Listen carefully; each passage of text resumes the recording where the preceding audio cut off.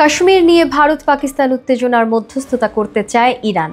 চিরপ্রতিদ্বন্দ্বী দুই প্রতিবেশীর মধ্যে বোঝাপড়া করাতে 25 এপ্রিল প্রস্তাব দিয়েছেন ইরানি পররাষ্ট্রমন্ত্রী আব্বাস আরাকচি। তিনি বলেন, ভারত ও পাকিস্তান ইরানের ভ্রাতৃপ্রতিম প্রতিবেশী। আমরা এমন সম্পর্ক উপভোগ করছি যা কয়েক শতক পুরনো সাংস্কৃতিক সভ্যতায় নিহিত। অন্যান্য প্রতিবেশীর মতো তাদেরও আমরা সর্বাগ্রে অগ্রাধিকার হিসেবে বিবেচনা করি। ইসলামাবাদ ও নয়াদিল্লিতে থাকা ইরানের দূতাবাসের মাধ্যমে ভারত পাকিস্তান চলমান সংকট নিরসনে মধ্যস্থতার প্রস্তাব দেন আরাকচি। তিনি বলেন, ভারত পাকিস্তান দুই দেশই পরিস্থিতির শিকার। এখন পাল্টাপাল্টি দোষারোপের সময় নয়। আমরা এই কঠিন সময়ে দুই দেশের মধ্যে বৃহৎ বোঝাপড়া তৈরি করতে চাই। এক্সপোস্টে দুই প্রতিবেশীকে মধ্যস্থতার প্রস্তাব দিয়ে পোস্ট করেন ইরানি পররাষ্ট্রমন্ত্রী।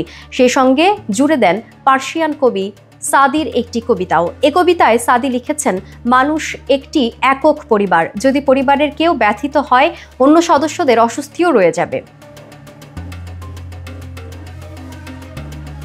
গেল 22 এপ্রিল ভারত নিয়ন্ত্রিত জম্মু কাশ্মীরের পেহেলগাঁওয়ে ভয়াবহ হামলায় প্রাণ হারান 26 জন। পাকিস্তানের পরোক্ষ মদতেই হামলাকারীরা ভারতে ঢোকার এবং অভিযান চালানোর সাহস করেছে বলে অভিযোগ মোদী সরকারের। এরপর থেকেই পাকিস্তান বিরোধী একাধিক পদক্ষেপ ঘোষণা করেছে দিল্লি, যার মধ্যে পাকিস্তানের সঙ্গে সিন্ধু নদের পানি চুক্তি বাতিল, পাকিস্তানিদের সব ধরনের ভিসা সুবিধা বাতিল ও একই সঙ্গে দুই দেশের মধ্যে প্রধান সীমান্ত ক্রসিং বন্ধ করে দেয়া অন্যতম।